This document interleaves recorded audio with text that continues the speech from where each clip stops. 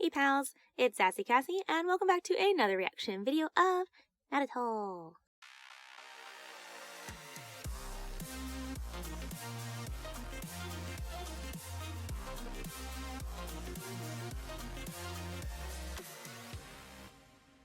As always, I'd like to thank all of my subscribers and anyone watching this video. Thank you guys so much for following me on my shinobi journey. Second, as a reminder, or if you are new to my channel, that even though I have been an anime fan for a very long time, I have never watched Naruto. However, because it's been out for so long, because one of my bestest friends in the whole world just loves Naruto, and because of the internet, there are just some things about Naruto that I already know.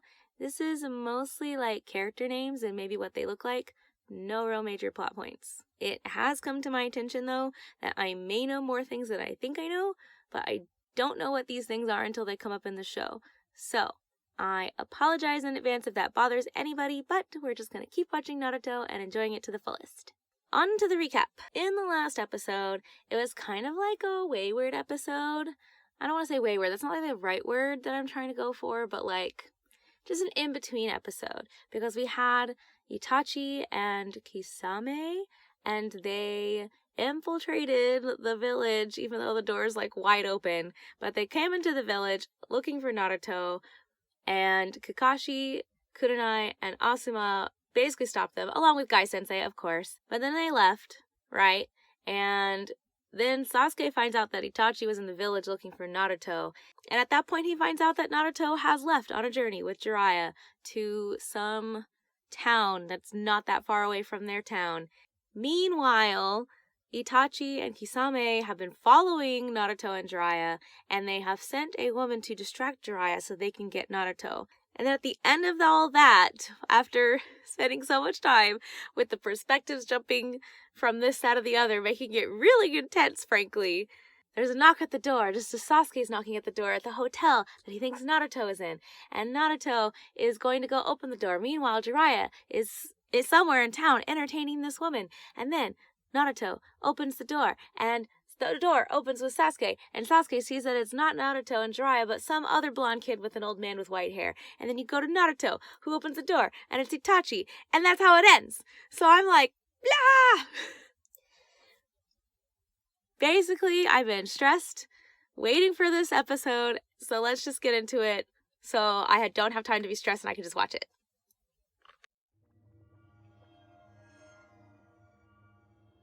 Right in with the music. Sasuke? No. Okay, so he doesn't recognize him. Who is he? The same Sharingan as Sasuke's. Hard to believe that such a child carries a nine-tailed fox. Oh! I'm sorry. He's not going anywhere with you. He's here.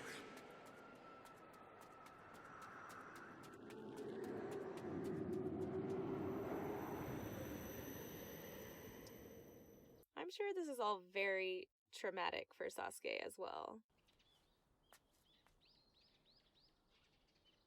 Okay, symbol. Is this a symbol of their clan? I mean, that sounds like a stupid question, but... Well, that's terrifying. No wonder Sasuke is so traumatized. Why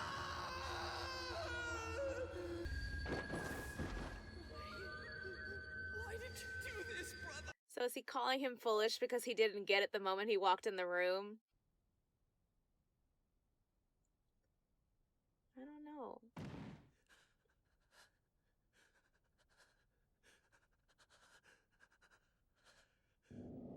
This is so eerie and scary. I don't like it. Why? Why did you do this? Itachi, why?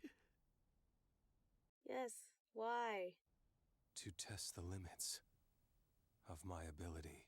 Ugh, I should have known. Ability? It's always about becoming the strongest and stronger. You're telling me that that was the reason? That you butchered every single member of our clan? It is of great importance. It's of importance. Why? I'm sure he has a reason.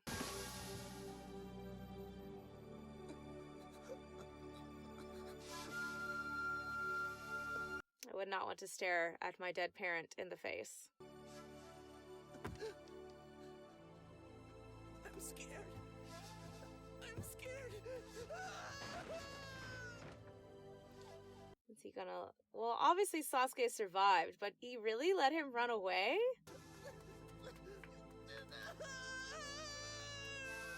Please, I don't want to die. Alright. He doesn't want to die. So does he not kill him because he didn't fight him bravely enough? Or because he's his brother? Or because he couldn't? Or any other myriad of reasons? Please, don't kill me. You're not even worth killing. Yep, there it is. If you wish to kill me one day, foster your hatred and despise me, surviving in such an unsightly manner as this, by all means flee. Cling to your wretched life. Alright, well, that's either the truth or it's the partial truth that they just want to show you right now until they tell you the whole truth. Hey, Itachi. It'll be a pain in the neck if this kid makes a run for it. Maybe I oughta chop off a leg, just in case. Excuse me? Say what?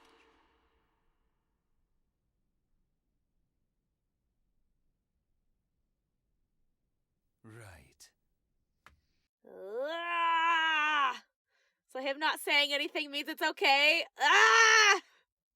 Somebody, Sasuke, Jiraiya, or you know what, Naruto, do something. It's been a long time. Mm-hmm. Sasuke. Ah! Itachi, Uchiha. Itachi? Uchiha?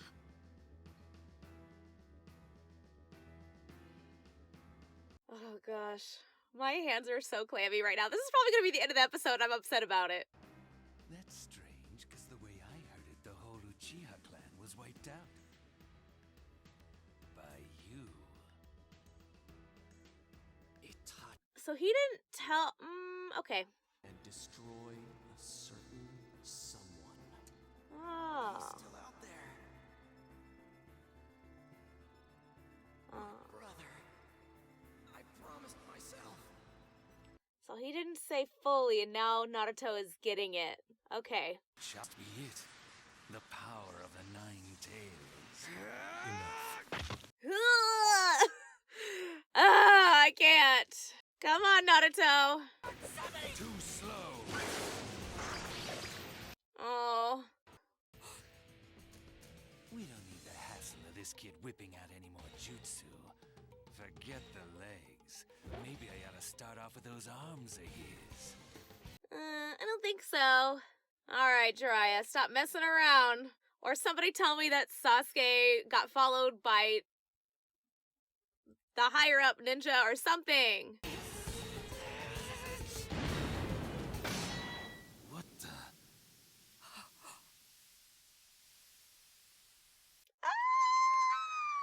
Jiraiya! It isn't in my nature to be duped by the wiles of women. Isn't it, When though? you reach the stature I have, the ladies kneel and worship at your awesomeness! Okay, now you're just making a fool of yourself. Ah, that's the end, isn't it? I almost feel like there's a lot to unpack in that episode, but not really. Like, it took place in the hallway the whole time. No, well, okay. Let's try this. Knowing Naruto being able to sense that these ninja were very serious, he's like, okay, I'm just gonna go with them because these people are the real deal. And then they were like, oh no, we don't want you to run away, so like, we're just gonna chop off your leg. Which, from a villain standpoint, is very smart. But from like me in the audience, I'm like, please don't do this. That seems a little extreme, but like, it does make sense from their standpoint. I guess I understand, whatever. But also, Sasuke showing up at the right place, and also knowing that Itachi was just able to cast aside his jutsu. But I guess that makes sense in a sense, because it is Kakashi's technique.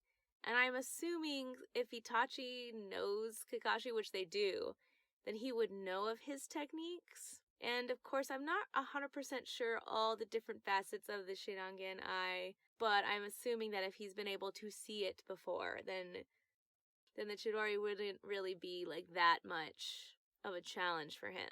I do appreciate that Naruto was aiming to defend them, and I appreciated that he was able to use his nine-tail chakra right away instead of having to be pushed to that point, even if Kisame was able to just eat it all up with his sword, which, fine, whatever. But also, thank you, Jiraiya, for coming in at the last second to save them. I was hoping, in the back of my mind, I was just like, Jiraiya is considered one of these extremely powerful shinobi. He has to know, right? He has to have known that they were being followed. He has to have known that Naruto is in trouble. I don't know why he chose till after Itachi broke Sasuke's wrist to just show up and save the day. But, whatever. So I'm really curious what the next episode is going to be about, because this episode I feel like was just a lot of setup. Because going into the next episode, or at least going forward, I'm curious about how they're going to fight, if they're going to fight, really, because Itachi mentioned that it wouldn't be smart to fight Jiraiya because there would be many losses. And how Sasuke is going to go from here, because he's on the floor with a broken wrist, he can't do much. And how is this gonna affect Naruto and Sasuke's relationship? Because now, especially because it doesn't seem they've talked that much since the incident in the forest, but like Sasuke knowing what Naruto is capable of, and Naruto knowing what Sasuke, like a little bit more about Sasuke, I wonder how that's going to affect their relationship / camaraderie at all.